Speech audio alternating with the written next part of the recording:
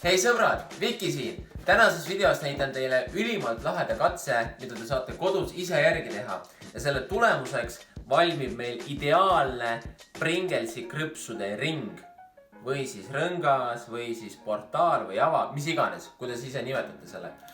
Ja kõige selle juures me ei kasuta teipi ega liimi ega muid abivahendeid, ainult krõpse. Olete valmis? Alustame. Kõik, mida meil vaja läheb, on siis need samused Pringlesi krõpsud. Ma ütlen ausalt, et tegelikult, ma ei tea, võib-olla juustumaitselised püsivad paremini koos. Ma ei ole selles päris kindel, aga te võite kodus ise järgi proovida ja kommentaarides siis märku anda, kas töötas paremini või mitte. Põhjus, miks üldse Pringlesi krõpsudest selle ringi valmis saab teha, on just selle kumerus.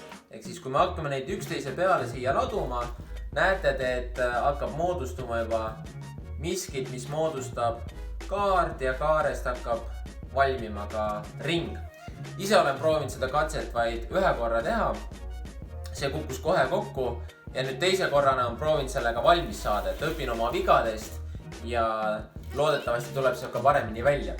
Alguses tuleb meil valmistada piisavalt püsiv ja võimalikult stabiilne konstruktsioon, et kogu see ehitis meil kokku ei kukuks. Ja nagu te näete, üks võimalus on panna aluseks üks krõpsuke, mille peal siis hakkab see kiiga-kaaga edasi-tagasi kõikuma.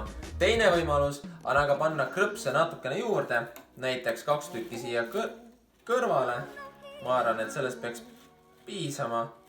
Ja juba on see palju stabiilsam ja siit saate te edasi ringi ehitama hakata.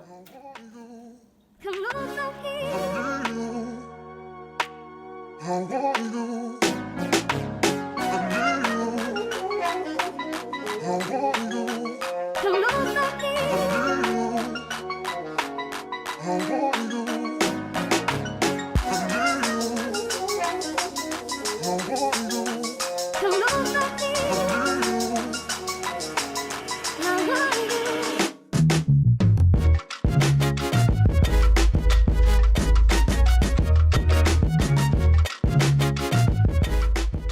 Nagu näha, siis hakkab juba siit midagi välja tulema, et krõpsud püsivad ilusti koos, vähemalt mulle nii tundub. Ja tõenäoliselt tekib küsimus, et kuidas need siiski koos püsivad ja miks nad alla ei kuku. Et põhjus on väga lihtne, et gravitatsioon tõmbab neid ikkagi allapoole ja hõõrdejõud, mis tekib krõpsude vahel, ehk siis kui me paneme krõpsud üksteise peale, siis nad ikkagi hõõrduvad, et see jõud ei luba neil alla kukkuda, vaid ta pigem surubki neid üles poole, mis lubab siin külje peal vertikaalselt paikneda. Aga kohe vaatame, võib-olla saame ka selle viimase krõpsu peale panna ja loodetavasti see ei kuku kokku.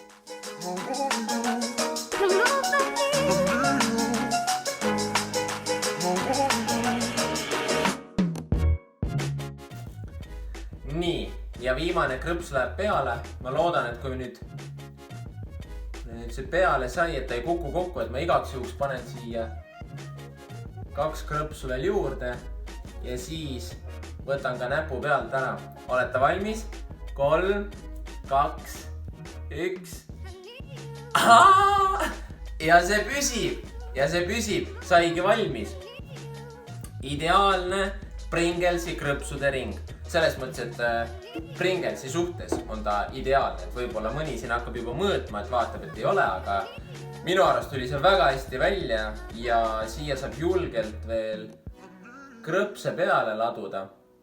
Et nagu näha, siis piisab ühest purgist.